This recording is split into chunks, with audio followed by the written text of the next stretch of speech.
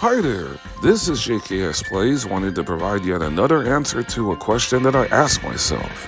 Is it possible to beat a Pokemon game using only one Pokemon? I have never done a solo challenge run before, and I figured Pokemon Scarlet and Violet would be a good place to start. And the Pokemon that I chose for this momentous occasion is this one. Say hello to Lucario, the Aura Pokemon. Lucario is a fighting and steel type that debuted in the Sinnoh region, and is my second favorite Pokemon of all time, only trailing Gardevoir. Lucario has an awesome base stat total of 525, where its strengths are in its attacking stats and speed, so Lucario hits hard and fast, with its special attack slightly stronger than its physical attack. You can easily set up Lucario to be a mixed attacker throughout the majority of a solo challenge. Lucario, by leveling up by max friendship from Riolu, also learns a bevy of moves it can learn with insane move coverage by leveling up and by technical machines. But for this run, I'm not using just any old Lucario. I am going to use a shiny Lucario. Can this scintillating, sparkling specimen take me all the way to the end credits of Pokémon Scarlet? Well, let's find out together, as I welcome you to my very first ever Pokémon solo challenge as I try to beat Pokémon Scarlet using only Lucario. And now for the ground rules of the run. I can only use Lucario in all the battles. That includes gym leaders, titans, and team star bosses, along with all the other battles I will show throughout this run. The second rule is I will not be using items during battle, like potions and full restores, considering none of the bosses in this game use items on their Pokemon during battle. And also, held items will be okay for the run. The third rule, I am going to allow 5 Terra type changes, considering I will be doing a bunch of Terra Raid riding, which is obvious considering I'm only using one Pokemon for the run. This will also include the optional but guaranteed opportunity you have to change a Pokemon's Terra type after you defeat the 5th gym and enter the Treasure Eatery, where you are gifted 50 normal Terra type shards. So with that out of the way, it's time to begin the run. For my inaugural solo challenge, I decided to enroll in the Raja Academy as a male avatar with golden hair to represent Shiny Lucario. Well, how did I get Shiny Lucario into this game before even getting your first badge, you might ask? Well, in my main Violet file, I did a Masuda Method egg hunt for a Shiny Riolu with its best egg move, and at 398 eggs, I managed to hatch this Shiny Riolu. For those who don't know, Riolu has a 75% chance to be male, and that's exactly what I got. I was also going to accept whatever ability Shiny Riolu got once it was hatched, and I got the best ability possible for this entire run, being Inner Focus, which will prevent this future Shiny Lucario from ever being intimidated by an opposing Pokemon with the Intimidate ability. And after doing 4 straight picnics to get Riolu's friendship to max level with 5 hearts over its head, I was able to finally evolve Riolu into Shiny Lucario. And the second Lucario evolves from Riolu, it learns its best fighting special attack, Aura Sphere, which is at base 80 in power, and it never misses. And as you probably just noticed, I changed Lucario's Terra type for the early portion of this game for defensive purposes to Water against a specific battle during the run. Lucario comes with the special attack boosting, special defense lowering, rash nature, and as I entered the game, Lucario was at level 11, which is what it leveled up to when I did all those picnics. The early part of this game gave Lucario a great opportunity to use its best fighting special attack, Aura Sphere, first by knocking out the tutorial Lechonk, and then one-shotting Arven's first Pokemon, Squovit, in my inaugural meeting with one of the most integral characters in the Pokemon Scarlet and Violet story. And as I entered Mizagoza for the first time, before even stepping through that gate, I got cut off by my battle-loving neighbor, Nemona. This will be Nemona's first look at my shiny Lucario, which I affectionately nicknamed The Rock, just like I did with a regular Lucario in my Pokémon Scarlet fighting only mono-type run for fun. Lucario made quick work of Nemona's starter Sprigatito, revealing I chose Fuecoco at the start of the game. Nemona then brought out her trusty Pokemon, Pawmi, which she terrestrialized into a Terra Electric type, before it got destroyed in one hit by Lucario's Aura Sphere. Regardless of the end result against Nemona before entering Mizagoza, you are now free to enter the largest and most beautiful city in all of the Paldea region. I did a little sightseeing as per the custom for a Scarlet and Violet playthrough before confronting Team Star, knocking out the Pokemon of the first Team Star grunt, then receiving the Terra Orb from Nemona, showcasing to all that Lucario, for now, is a Terra Water type. It doesn't learn any Water type moves naturally, but it does learn Water Pulse by technical machines, and it also learns the setup move Rain Dance, which sets up the rain once you call upon that move. After finally enrolling at Naraja Academy, I was able to unlock all 3 major side quests of Victory Road, Path of Legends, and Starfall Street. And once picnics were unlocked, I was able to wash Lucario as many times as it took to get the Rock to max friendship. Considering Lucario is frail defensively, I was pulling out all the stops to protect Lucario at all costs. To start off my journey with Lucario, I left Mizagoza through the East Gate to get the Steel Special Attack Flash Cannon, which oddly Lucario does not learn by level up. So I went ahead and got the TM early in pursuit of my first badge of this run, challenging Stony Cliff Titan Cloth. The first phase of this bout proved to be of no significance, as Lucario delivered a one-shot on Cloth with Aura Sphere, setting up the second phase of the bout, where Cloth gains a larger health bar. That also didn't matter to the Rock, as it delivered a stinging flash cannon that crit and opened the door for Arven and his shoulder to steal the final KO with Water Gun after Lucario just missed out on a one-shot. The rest of this run, I guarantee you, will not be as easy as how Lucario and I picked up our very first badge. After defeating the Stony Cliff Titan, I headed up a watchtower in the South Province to pick up the Drain Punch TM to teach Lucario, then finally reached the city of Cortundo, nearby picking up an Adamant Mint, and beat 5 trainers in South Province Area 2 to get the TM for Aerial Ace, a flying physical attack that is at base 60 power with 100% accuracy, which I also made sure I taught Lucario for my first gym battle of this solo challenge in the city of Cortundo against Bug Gym Leader Katie. Bug types resist and are resisted by fighting types, and since Lucario is also a steel type, Lucario quad resists bug type attacks.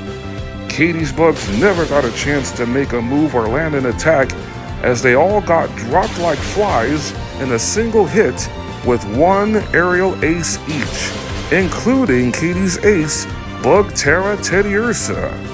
Well, I did start this gym battle with Lucario at level 20, but giving Lucario an Adamant Mitt, it made for an easy second badge.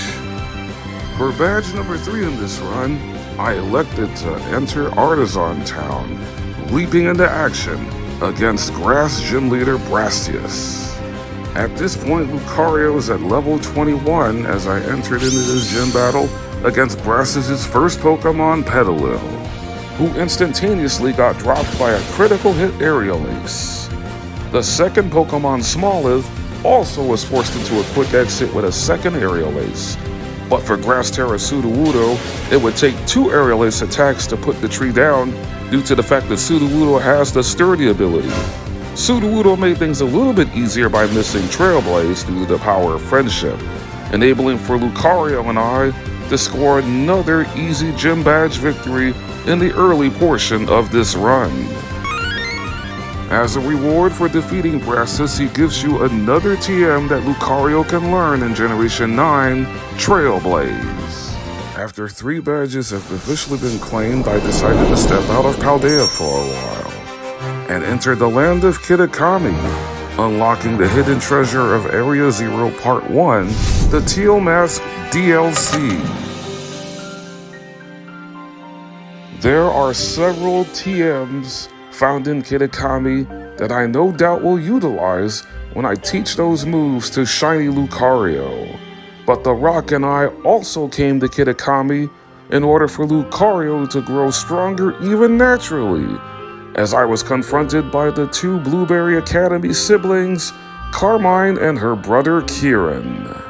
Basically being treated like an outsider by Carmine the second I went into Misui Town, she immediately challenged me to a Pokemon battle, where she has a team of 3 Pokemon, Poochyena, Vulpix, and Poltergeist. But Carmine is about to recognize real quickly that I only need 1 Pokemon to take her entire team down, as the Rock has a super effective attack for all 3 of Carmine's team members. Poochyena gets knocked out by a Drain Punch, Vulpix gets dropped by a Bulldoze, and Poltergeist immediately got eliminated from the equation with an Aerial Ace. After showing Carmine who's the boss around here, I ventured out into Kitakami to pick up several TMs that Lucario can learn, like Rock Tomb, Thunder Punch, Ice Punch, Stone Edge, Crunch, Earthquake, and Brick Break. Then on the next day in Kitakami, Kieran challenged me to battle as well. I taught 2 of the TMs I picked up in Kitakami to Lucario, which will no doubt be used to perfection against Kieran's 2 Pokemon. After his lead, Sentret, hit it with a quick attack that Lucario resists due to being a steel typing, Brick Break took Sentret out, and Yanma fared no better as it got destroyed by a quad-effective Rock Tomb. Now it's back to Paldea in pursuit of more badges. Traveling back to Paldea, I headed over to the Asado Desert to pick up the TM for Rain Dance, then headed to nearby Cascarafa Town to get the Muscle Band held item to power up Lucario's physical attacks, which I had Lucario hold before challenging the Open Sky Titan Bombardier. As you can see how evident Muscle Band works when it struck the foul creature with an Ice Punch before a Thunder Punch sent Bombardier into the second phase of this Titan bout, the only one where you are not allowed to heal in between the 2 phases. Another strong Ice Punch from Lucario took Bombardier down to a quarter of its health. After surviving a wing attack at 29 HP, Lucario earned the victory with Rock Tomb, needing no help whatsoever from Arvin's Knackley, who only used the first turn to set up its own speed by 2 stages by using Rock Polish. Then I made another pit stop into Cascarafa to get the TM for Water Pulse. I then headed over to Levencia Town to get the Wise Glasses item to power up Lucario's special attacks. Then while over at Zapapico, I got the Rocky Helmet and went inside a nearby cave to pick up the TM for Dark Pulse. And speaking of Dark, it's time to wipe Team Star's second squad off the map.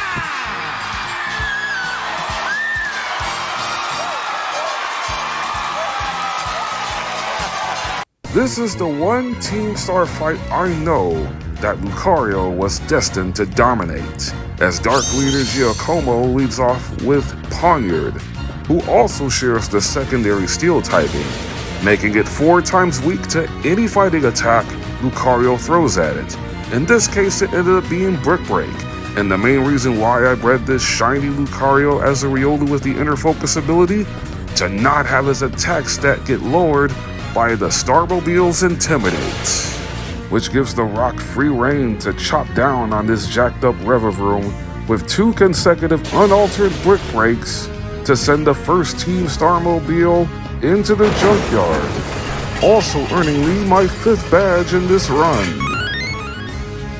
With the Rock now at level 26, I confidently challenged the Wrecking Steel Titan Orthworm at level 29, due in large part to the fact that Orthworm has a pitiful base special defense stat of 55.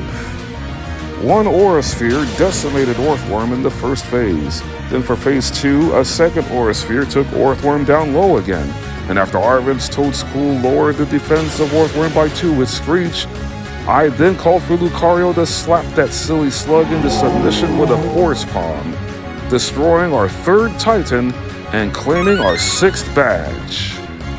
Returning to Levincia in hopes of going for my 3rd gym badge, I was promptly challenged by Nemona once again.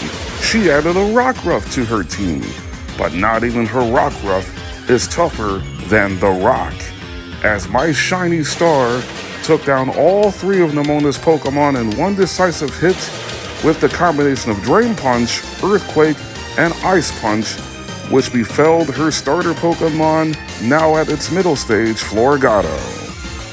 Now that Nemona has once again been defeated, I can go back to challenging gyms. And no gym, in my opinion, in all of Paldea is trickier than dealing with the supercharged streamer herself, Iono, a master of electric types. Her first Pokemon, Wattrel, however, gets easily taken care of by an Ice Punch from Lucario. Iono's second Pokemon, Bellybolt, however, is the bulkiest of her team, as it was able to withstand a super effective Earthquake, setting up its Electromorphosis ability to power up its Spark, which thankfully didn't paralyze Lucario, who then healed up with Drain Punch to finish off Bellybolt.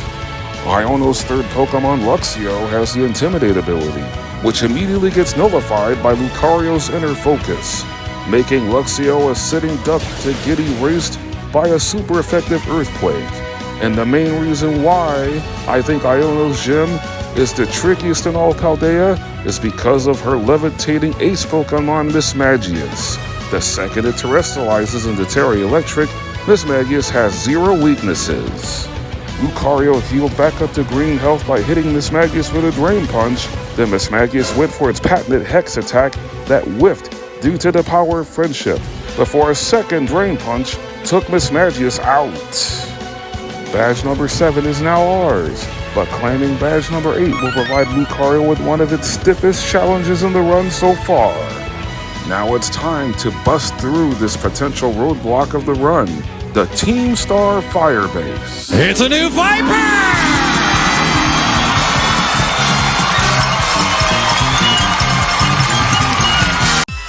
Where the leader of the Shutter Squad, Mela, resides.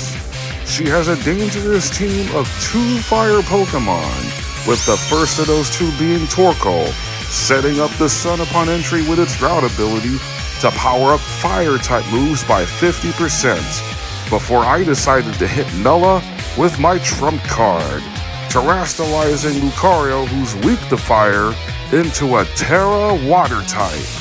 On the first turn, immediately getting rid of the Sun by calling for Mother Nature by using Rain Dance, which cut down Fire-type moves by 50%. One of those moves being Torkoal's Flame Wheel that ended up missing Lucario anyway. From there, that made Torkoal easy prey for the Rock, who end up washing away Mela's Fire Turtle with a Water Stab Terra-boosted Water Pulse.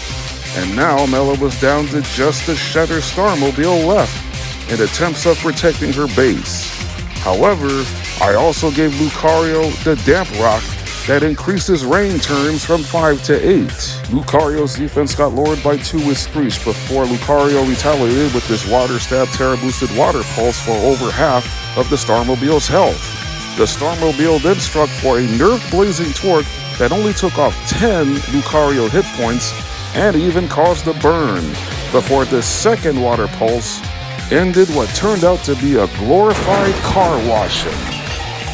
Lucario's first real test has been passed with flying colors, and with all that water being displayed, it's no secret where I'm going to next. I made haste back over to Cascarapatao to challenge Water Gym Leader Kofu, who leads off with Veluza. I then made that the perfect time to teach Lucario the TM Trailblaze that I got after defeating Brassius. The first Trailblaze struck for half of Veluza's HP and also gave Lucario a speed boost, which is necessary after striking out Veluza with a second Trailblaze. Lucario's speed is now at a +2, going up against Kofu's second Pokemon, the Speedy Wug Trio, who immediately gets one-shot by Lucario's Drain Punch, healing the rock back up to full HP, as I now went up against Kofu's ace, the hard-hitting Water Terra Crabominable, who will not use the normal attack Slam against Lucario, but it does have the fighting move Rock Smash. After Crabominable got struck by a Thunder Punch for half of its health, the Rock Smash not only connected, it also dropped Lucario's defense by a stage. But this dumb crab put itself in knockout range, considering I had Lucario hold the Rocky Helmet. The Rock's second Thunder Punch took Crabominable down, giving us our 4th Gym Badge victory and 9 badges in total. I'm now at Tag Tree Thicket for the battle in this entire run that I was the least worried about.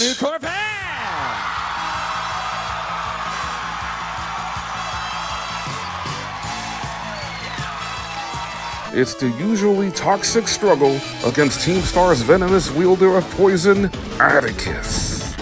This is another Team Star boss battle that Lucario excels in, especially considering Atticus's lead Pokemon Skuntank has a pedestrian moveset for this bout in Toxic, Venoshock, and Sucker Punch, the latter of which is the only move Skuntank can hit Steel-type Pokemon with, and it only has 5 power points, which made it that much simple for me to fully max out Lucario's attack and speed stats on the first 6 turns by using Swords Dance and Agility 3 times each.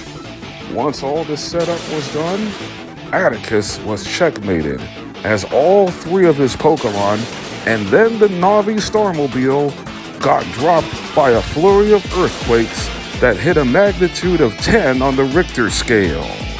This one-sided victory for the Rock will no doubt prepare us and better us for the future difficult battles that lie ahead in the second half of this solo challenge. After defeating Atticus, I stayed in Tag Tree Thicket for a bit to get the Ghost High Crit Physical Attack Shadow Claw, which will not be effective on any of the Pokemon Lucario is going up against next, as I headed over to Medali Town to face off versus everyone's favorite everyday man, normal gym leader Larry. Teaching Lucario the TM for Bulk Up, which increases Lucario's attack and defense by a stage each time it's used, I put that move to good use against Larry's first Pokemon, Komala. After being put to sleep after using Bulk Up the second time by Komala's Jean, Lucario woke up by eating a Chesto Berry. Then I was able to use Bulk Up 2 more times to get its attack and defense to a +4 before being put to sleep again.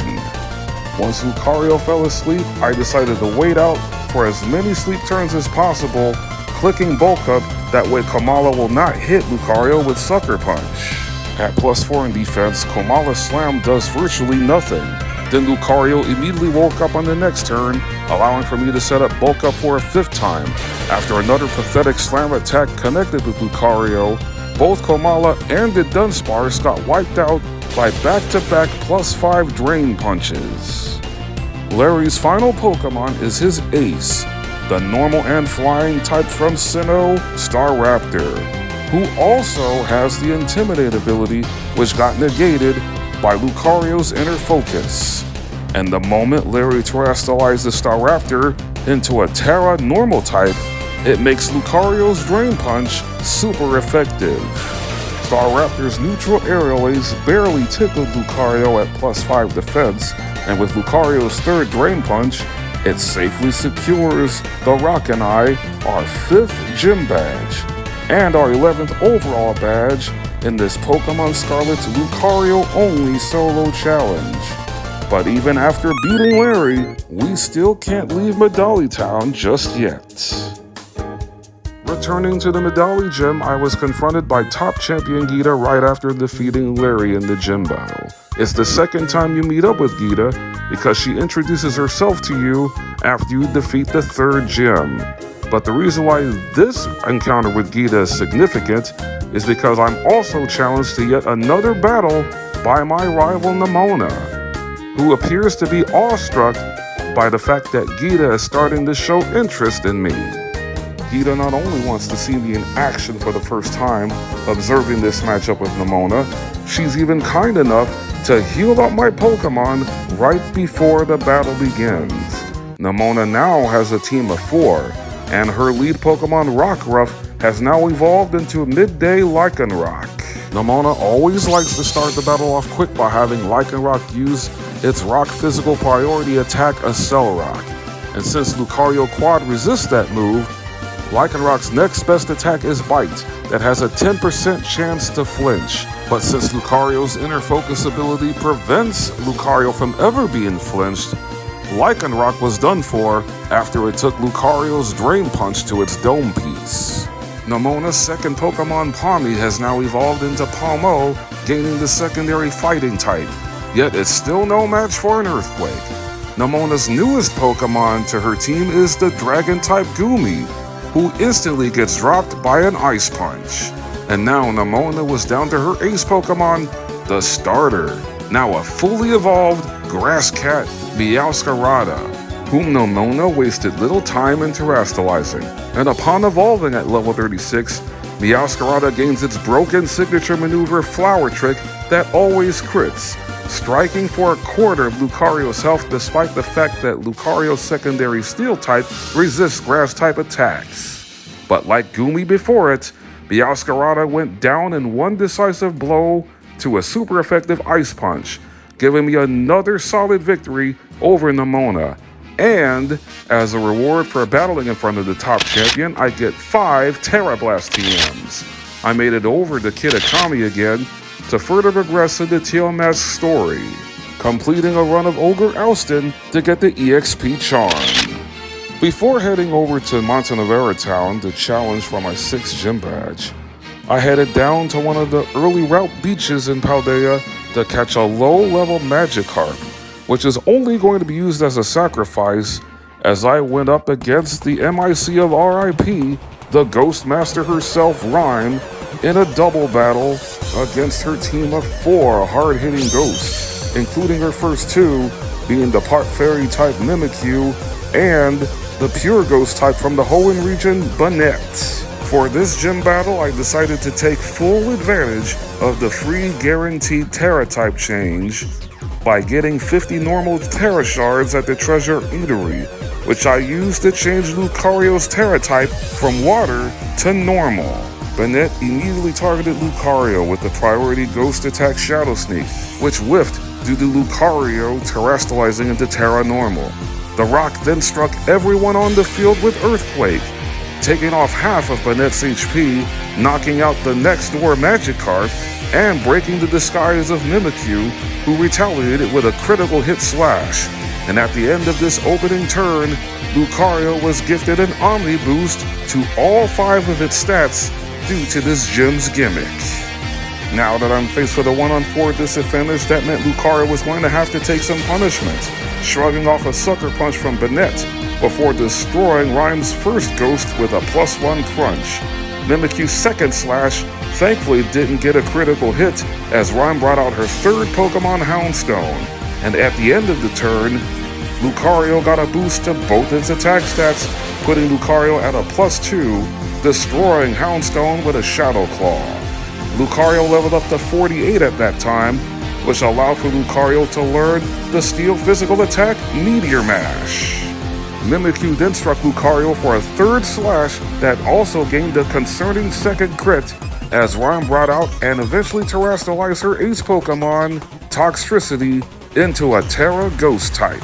At the end of the last turn, Lucario got yet another boost to both its attack stats before sinking its teeth into Toxtricity with a +3 crunch for the KO.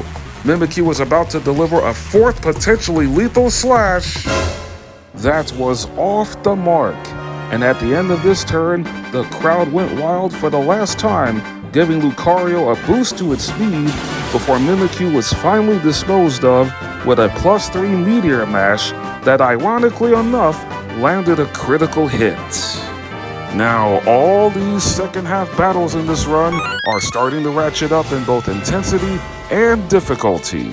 However, Lucario withstood this first big test in getting our 6th gym badge, And as a reward for defeating Rhyme, you get the Ghost Special Attack Shadow Ball as a TM. And as a result of owning 6 gym badges, all of the Chansey Supply stores gives you the freedom of purchasing Nature Mints, which I will definitely put to good use for future battles down the road.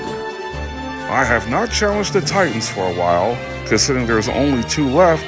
That was about to change. And this particular Titan is the one that puts Lucario at an insane disadvantage against the Quaking Earth Titan Great Tusk. I had Lucario attack from the special side with Water Pulse. Then Great Tusk built up its speed by using Rapid Spin twice, before it took some damage due to Lucario holding the Rocky Helmet. And Ice Punch finished off the first phase, setting up the second one, where I team up with Arven and his Villain. The ground and fighting Paradox Ancient Dawn Fad has 2 moves that could potentially break Lucario in half in Brick Break and Stomping Tantrum. Luckily, Great Tusk didn't use either of those moves before eventually used Stomping Tantrum to finish off Arven's Villain. And now Lucario was on its own, hitting with a Water Pulse to take Great Tusk down to the red. But Great Tusk inexplicably went for Knockoff, a move Lucario resists, before going down to Rocky Helmet damage. Another relatively close win for the Rock, as I next headed to the city of Alfornada. Once again, I was promptly challenged by Nemona the second I went into the Alfornada gym. She has the same team of 4 against my Lucario, except now, her entire team is fully evolved.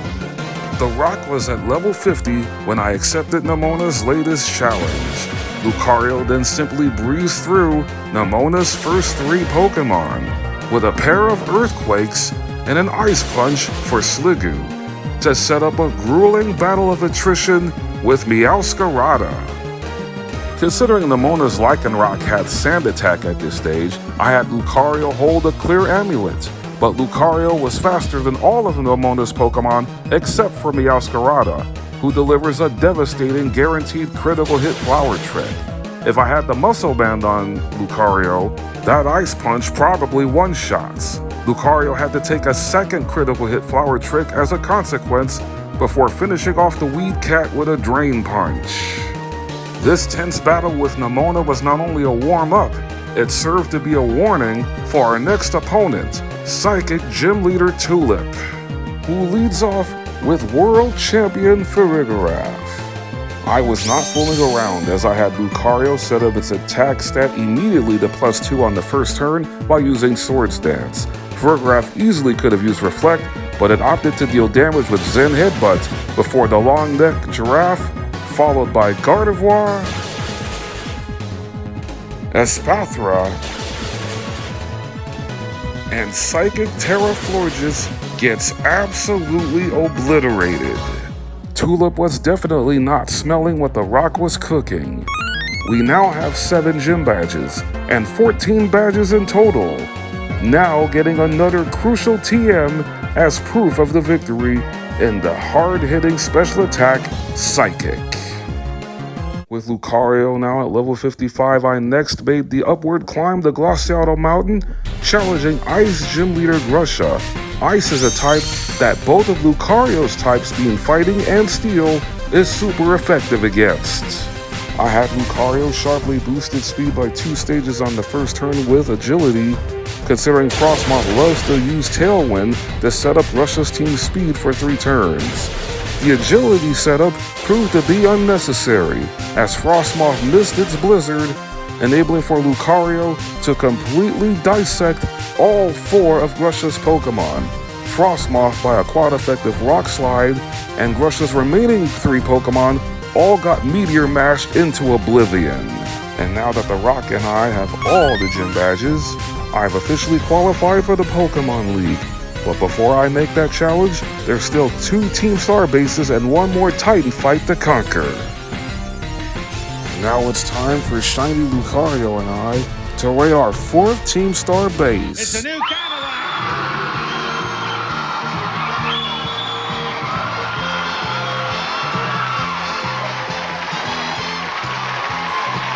which is the Ruck Boss Squad, and its leader, Ortega, a master of fairy types. All the attacks that are fairy-based will do neutral damage against Lucario, and this was the matchup that provided my first reset. I was unable to beat it at level 57 when I missed 2 Meteor Mashes against the Reckless Starmobile. Now at level 60, Azumarill gets 2-shot by a pair of Poison Jabs, while Wigglytuff and the incoming Dachshund both got wiped out by a Meteor Mash. After the first Meteor Mash finished off Wigglytuff, Lucario got that small percentage of increasing its attack, making the rock just a little bit stronger on this occasion against the Starmobile, who struck first with a powerful neutral magical torque, taking Lucario down to orange health, before the rock retaliated with a powerful +1 Meteor Mash, leaving the Starmobile with a third of its HP. The Starmobile then opted to use Steel Roller to get rid of the Misty Surge terrain since it can't use Confuse Ray with the terrain being up, giving the rock an opening to finish off this fight with a Poison Jab. A fourth Starmobile is about to be sent into the scrap heap, making this badge for Lucario and I a sweet 16. I next surfed the waters of Casseroy Lake to challenge the False Dragon Titan Dondozo for my 17th badge. I wanted to lower Dondozo's defense on the first turn with Screech, but missed, enabling for Dondozo to paralyze Lucario with a resistant body slam. I then hit Screech on the second turn, breaking through the paralysis before Dondozo hit a second body slam. As you can also see, as that Thunder Punch took Dondozo down to the second phase, that the big fish was doing damage to itself considering Lucario was holding the Rocky Helmet. I switched things up for phase 2, giving Lucario a clear amulet, as Arven's Greedent joins me in battle. A massive Thunder Punch struck Dondozo for half of its health due to its defenses being lowered by 3 stages thanks to Lucario's Screech and Greedent's Tail Whip. A second Thunder Punch took Dondozo out, setting the stage for the third phase against the actual Dragon Titan, Tatsugiri. And this is why I had Lucario hold the clear amulet. The second Tatsugiri struck both of our Pokemon with Muddy Water, which normally has that small chance of lowering the accuracy of opposing Pokemon. After taking Tatsugiri down to half HP with the combination of the super effective Dragon Pulse followed by a Stab Drain Punch, Tatsugiri wasted a turn by taunting Lucario. Tatsugiri then missed Dragon Pulse after Lucario hit a second one, leading to the Sushi monster's demise after Arven's Greedent scored the KO with Takedown. All 5 Titans have been shrunk down to size, giving Lucario and I 17 badges. Before leaving Casseroy Lake, I picked up the Life Orb item, which will be used in a future battle. And I also went back up Glacial Mountain to pick up a Modest Mint. And now it's time for the toughest Team Star battle of them all. A new Porsche!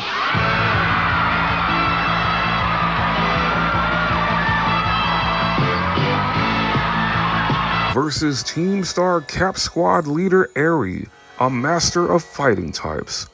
All of her Pokemon, including the Starmobile in the back, have explosive fighting type moves that will absolutely destroy Lucario unless you make the move to change Lucario's Terra type to Ghost, a type that fighting types cannot even touch.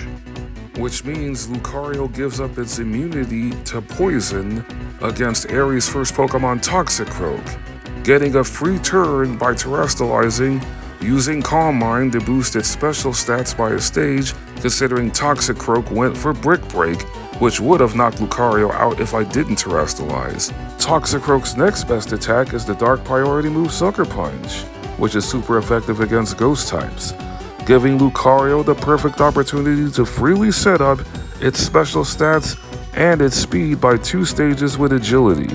And by the time Toxicroak was at its 5th and final Sucker Punch, Lucario was already at a +3 in its special attack and special defense and +4 in speed. For the 5th and final Sucker Punch fail, I had Lucario set up its special stats one more time before leveling Toxicroak with a quad-effective Psychic. Aerie's next Pokemon, her own non-shiny Lucario, only takes neutral damage from Psychic, so I had my shiny Lucario take it out with Aura Sphere. Then Annihilate, Passimian, and the Cap Starmobile all went down to +4 Psychic attacks. Getting that Psychic TM was clutch after defeating Psychic Gym Leader Tulip. Setting up Lucario's speed to 4 stages with agility was also important because it allowed for the rock to outspeed the Starmobile. And now we have all 18 badges. And now I was right on schedule. Lucario is at the perfect level I always like to start at before facing off against the Elite Four, level 65. After Aerie gave me the TM for close combat, which is kind of pointless considering Lucario learns the move at level 60, I headed over to Levincia Town to get Lucario the Effort Ribbon, considering I have now officially maxed out all of Lucario's effort values and individual values. And speaking of which, here are the final IVs and EVs for the Rock, my shiny Lucario. I kept the Terra type at Ghost for the entire Elite Four, considering that's where I decided to go to first. I did not max out any of Lucario's individual stats, since I wanted a balance with an emphasis on both its attack stats and speed, since I have the capability of switching Lucario's nature at any moment, considering I bought several mints that boost attack, special attack, and speed for certain battles. Against Rika and her ground types, it was all about speed control, and I also immediately terrestrialized Lucario into a Terra Ghost type, considering ground is one of Lucario's weaknesses without it. Against Rika's first Pokemon Whiscash, I built up Lucario's speed by 1 by using Trailblaze, a quad-effective grass physical attack. After taking an Earth Power, Whiscash got knocked out on turn 2 with Lucario's Drain Punch to gain some healing. Knocking out Dugtrio in one hit with Drain Punch was equally important, considering Dugtrio has Sucker Punch, and Lucario is back at full health when it took on Camerupt, one-shotting the part Fire type with a quad-effective Water Pulse, which got the added bonus of the hit being critical. But Rika's next 2 Pokemon are both equally dangerous and outright annoying.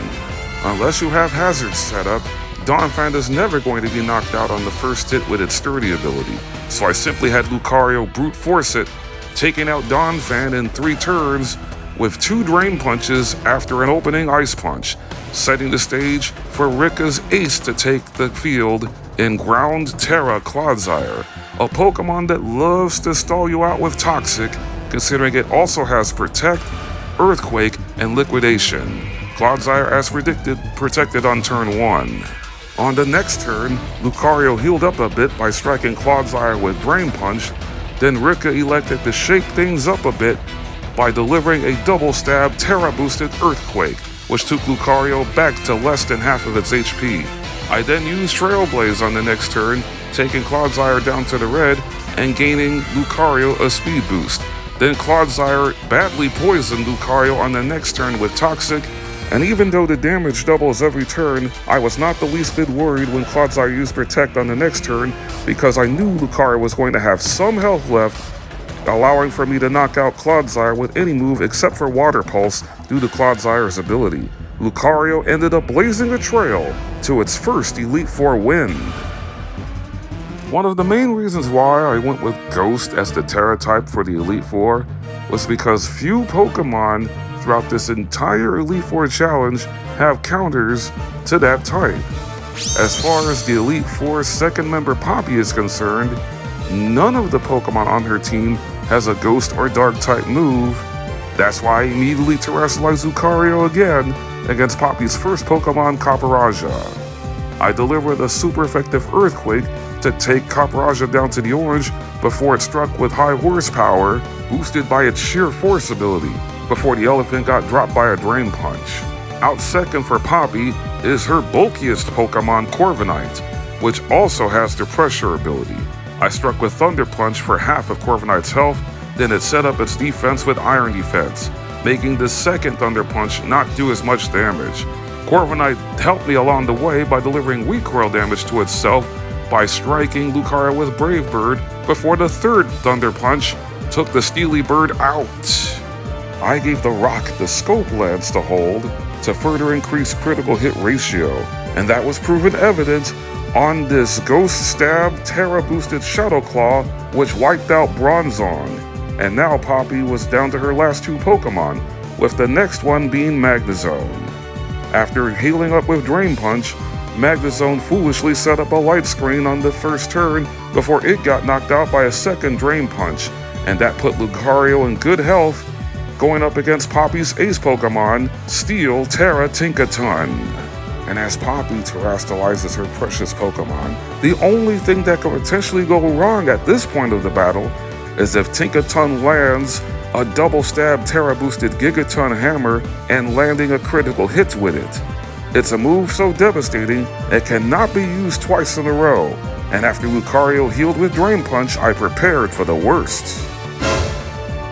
I breathed a large sigh of relief seeing that Gigaton Hammer missed its mark, and that allowed for Lucario to secure our second Elite Four triumph by knocking out Tinkaton with an Earthquake. Next up for the Elite Four is Larry, a rematch with the normal type gym leader, now boosting the team with flying types. I switched up Lucario's moves and gave it the punching glove to power up the Thunder Punch and Ice Punch moves.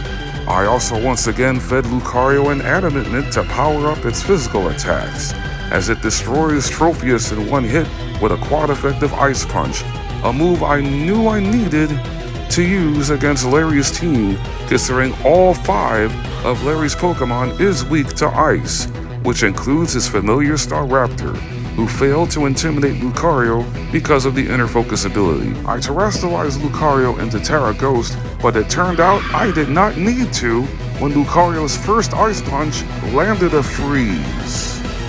The reason being for the terastallization, I wanted to bait out Staraptor using close combat, but that 10% chance at freezing came through in the clutch, and Staraptor was knocked out on the next turn by a Thunder Punch. I used Ice Punch again to finish off the part Dragon type Altaria. Out fourth is Pom Pom style Oricorio. I decided to switch up Lucario's attack to Rock Tomb to finish Oricorio off.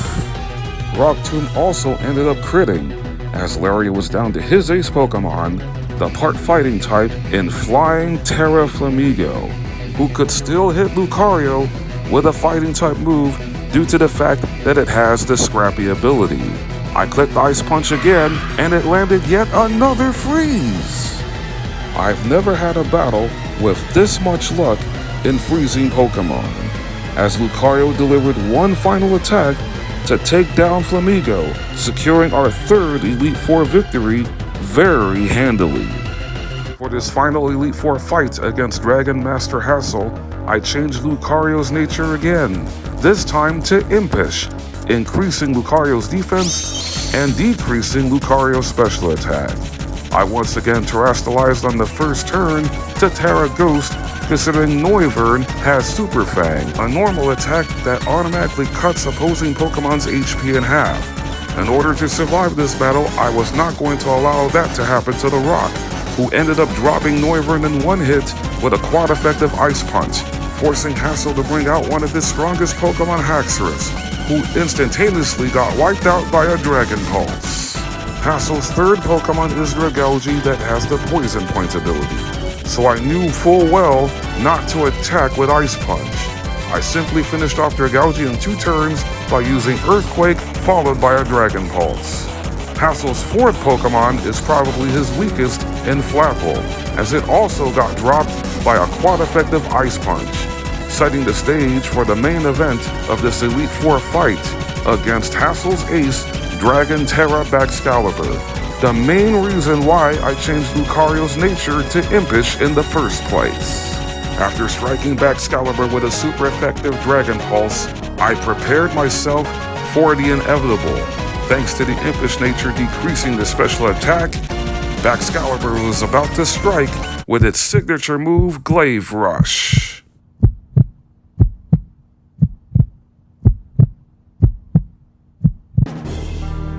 The Rock miraculously toughed it out with just 2 HP. enabling for Lucario to defeat Excalibur with a second Dragon Pulse, allowing for Lucario and I to clean sweep the Elite Four challenge on my very first attempt. Time to head to the pinnacle of the Pokemon League for the final showdown of the Elite Four against top champion Geeta. For this showdown against Geeta, I gave Lucario the held item Expert Belt, which slightly powers up super effective attacks. And I also, for an added challenge, decided to not terrestrialize in this bout to see how far Shiny Lucario is willing to go in becoming a champion.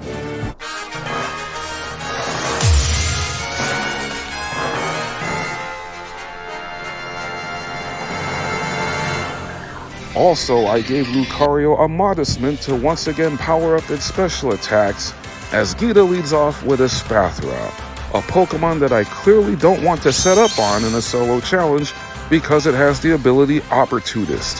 Spathra copies the boost you get whenever you set up. And there's no setup for a critical hit Dark Pulse, a great start to this bout for Lucario.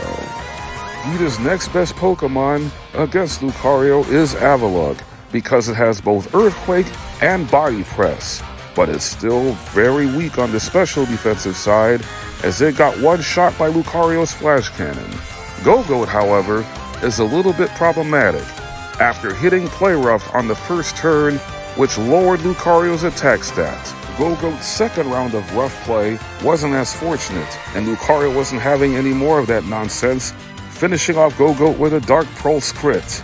And the same fate was in store for Geeta's fourth Pokemon, Veluza, forcing Geeta to summon in King Gambit, which has the exclusive Supreme Overlord ability, which slightly boosts both its attack stats for each of the allies in Geeta's party that have already been defeated.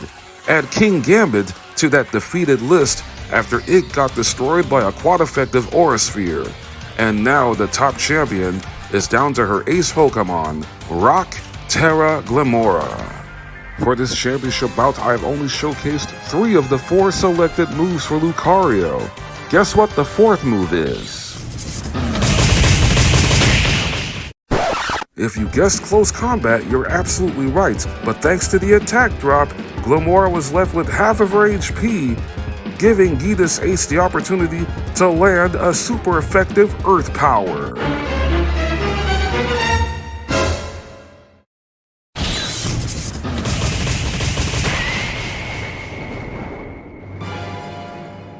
The power of friendship showed up at the exact right moment, as Shiny Lucario and I are crowned Paldea Region Champions.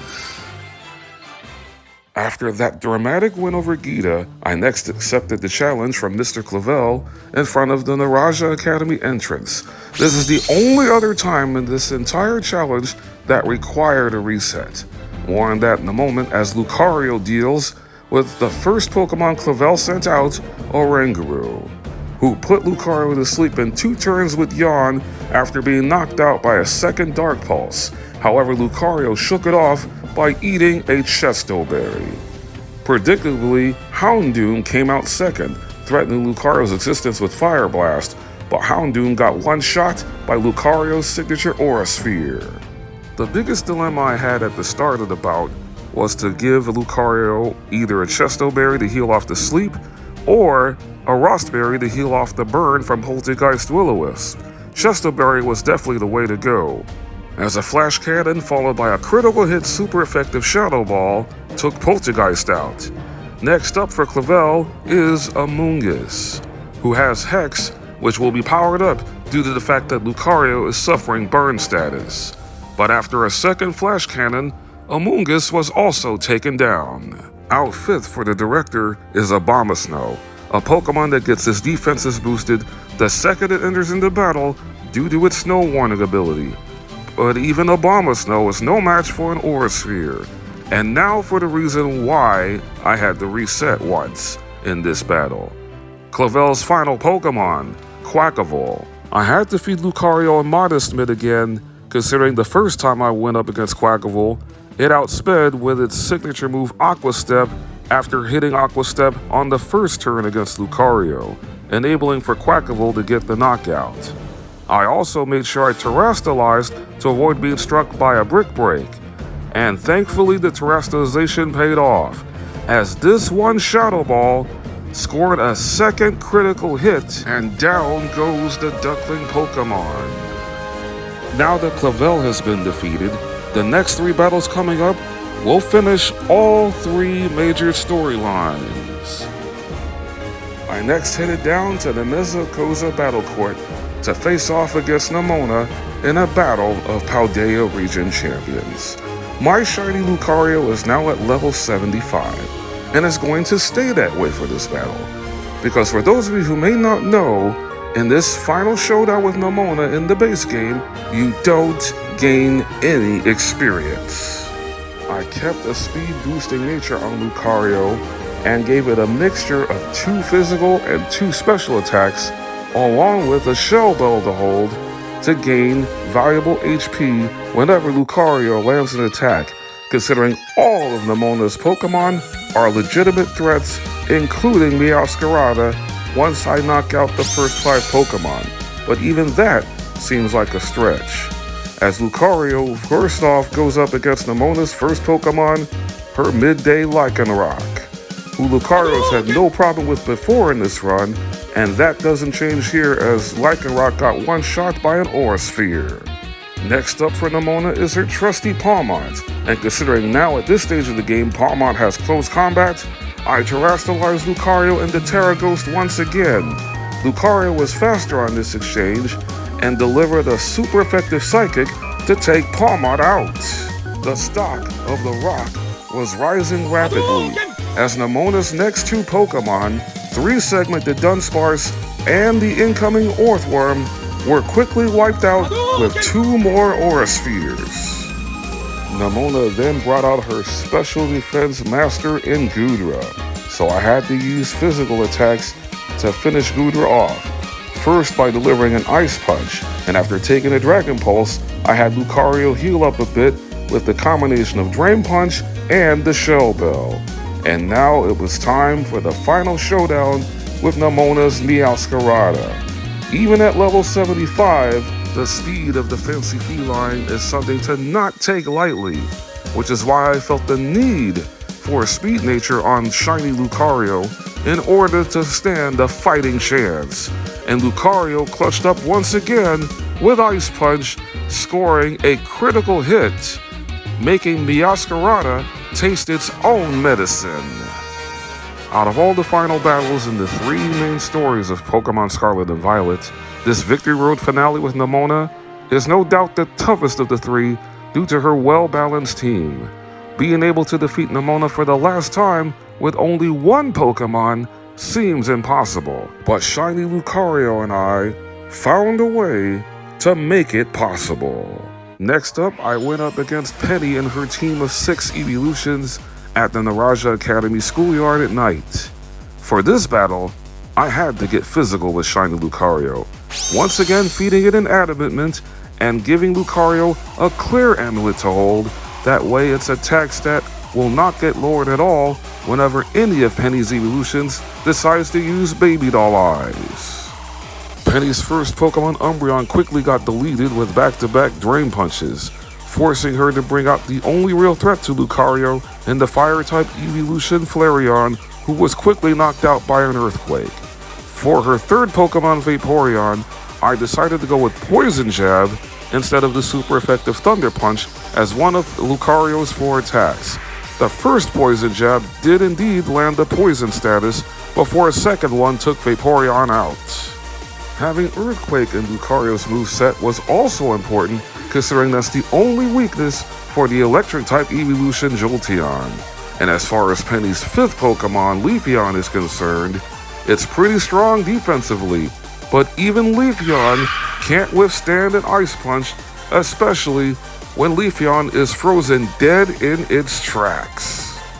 That's the 3rd time in this run since the start of the Pokemon League where Ice Punch landed that 10% freeze on an opposing Pokemon. And Penny is down to her final evolution, and my favorite of the bunch, Fairy Terra Sylveon, terrestrializing Sylveon to give Sylveon's Moonblast even more firepower. But considering it wanted to use Baby Doll Eyes in the first turn, that was Penny's last fatal mistake, as a pair of poison jabs put Sylveon down. All of Penny's precious Pokemon have officially hit rock bottom, as the Starfall Street storyline is officially over. My favorite Pokemon hardcore Nuzlocker on all of YouTube, Antler Boy, came up with this exciting strat, which actually allows for Lucario to solo the final battle of the Path of Legend story against our good buddy Arven. All you have to do is give Lucario the 4 moves Close Combat, which is used to finish off Greedent, Ice Punch, Poison Jab, and Aura Sphere. You also have to make sure Lucario has a speed boosting nature in order to be faster against all of Arven's Pokemon. Poison Jab was needed to finish off Scovillain. Aura Sphere is needed to take down 2 of Arven's Pokemon, with one of them being Garganacl. You also need Ice Punch to finish off Toedscruel, considering it's 4 times effective on the Generation 9 Ground and Grass distant cousin of Tentacruel. For Cloyster, who's notoriously weak in special defense, Aura Sphere is also required to take it down. But as far as Arven's ace Pokemon Darkterra Mabosstiff, you must have Lucario hold a Life Orb, especially if you have a Lucario with the Steadfast ability, because Mabosstiff's Intimidate will lower Lucario's attack stat. Having Inner Focus on Lucario relieves you of some stress, and Close Combat is a guaranteed one-hit KO. All 3 major storylines are done, and it's finally time for Lucario and I to prepare for the final fight. Shiny Lucario and I are officially at the finish line of the solo challenge, as I meet up with Arven, Nemona, and Penny for the final time in the run, as we take a ride atop the box legendary Koraidon, flying down to the deepest depths of Area 0 for the finishing part, the way home finale against Professor AI Sada and her incredible team of 6 ancient Paradox Pokemon, who all pose a legitimate threat to put an end to this run. I weighed all my options very carefully on how to deal with Sada's team. Without terrestrializing, Slitherwing can lower Lucario's speed and hit super effectively with Low Sweep. Fluttermane moves fast at the speed of light and has the super effective Mystical Fire. Sandy Shocks has Earth Power, which is also super effective. Screamtail can hit super effectively with Drain Punch, while also healing in the process, not to mention Roaring Moon can also strike Lucario super effectively with Earthquake. And after looking at the movesets of Sada's team once again on Bulbapedia, I came up with one legitimate solution, and that is changing Lucario's Terra type one final time to the type of Fairy. Lucario is unable to learn a Fairy type move by TMs, nor can it learn a Fairy move by leveling up, but by terrestrializing into Terra Fairy, it turns Terra Blast into a Fairy type move. Terra Blast is a base 80 power attack that does the most damage based on the stat level of either your physical attack or special attack. In this case, it was a physical attack, and Slitherwing went down in one hit. And the reason why I changed Lucario into Terra Fairy is because the only Pokemon on Sada's team that can hit super effectively once terrestrialized into Terra Fairy is Sandy Shocks. After striking the ancient Magneton with a super effective Ice Punch, Sandy Shock's Flash Cannon nearly struck Lucario for half of its health. Lucario was able to gradually gain HP back with leftovers before knocking out Sandy Shocks on the next turn, healing up some more with Drain Punch. Having leftovers on Lucario instead of Shell Bell is extremely important, because unlike Shell Bell, leftovers heals on every single turn regardless if you deliver an attack on an opposing Pokemon or not. Speaking of which, Sada's third Paradox Pokemon is Screamtail, who on the first turn got struck by a critical hit Shadow Claw, and thankfully the play rough and the retaliation didn't lower Lucario's attack before Screamtail went down to a second Shadow Claw. Coming out fourth for Sada was the Grass and Dark-type Brute Bonnet. Brute Bonnet's best attack, while Lucario's terrestrialized into Terra Fairy, is Giga Drain, which it used on Lucario to heal up after being struck by a super effective Drain Punch. The HP Lucario lost was gained right back because of leftovers, and then Brute Bonnet was a goner on the very next turn as it took another Drain Punch. The Pokemon that I was worried about the most against Sada finally made its appearance in the ancient Mischievous known as Fluttermane. Even with Lucario in the low 80s in level, Fluttermane still outspeeds and was able to hit first with Shadow Ball, which did not lower Lucario's special defense. Fluttermane is weak on the physical side, as it took one Shadow Claw to finish Fluttermane off, and now Sada is down to her last Pokemon, the Dragon and Dark-type Roaring Moon, who gets its attack stat heightened the second it enters into battle by holding a booster energy to activate Photosynthesis. But the ancient Salamence will not be able to land an attack, as the Rock delivers the final blow of the run with a quad-effective Fairy Terra Blast, and that is how I managed to conquer my very first Pokemon solo challenge in beating Pokemon Scarlet using only Shiny Lucario. This was an emotional triumph for me as a Pokemon trainer on so many levels, because I was able to showcase one of my favorite Pokemon ever, and it has one of the all-time great shinies.